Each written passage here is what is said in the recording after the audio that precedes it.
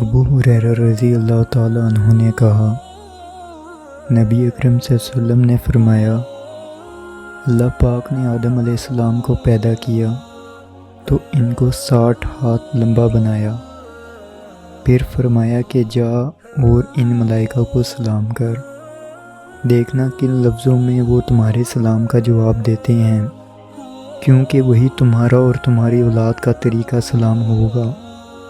آدم علیہ السلام گئے اور کہا، السلام علیکم۔ فرشتوں نے جواب دیا، السلام علیکم ورحمۃ اللہ۔ انہوں نے ورحمۃ اللہ کا جملہ بڑھا دیا۔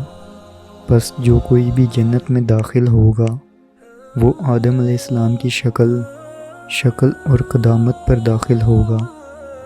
آدم علیہ السلام کے بعد انسانوں میں اب تک قد چھوٹے ہوتے رہے۔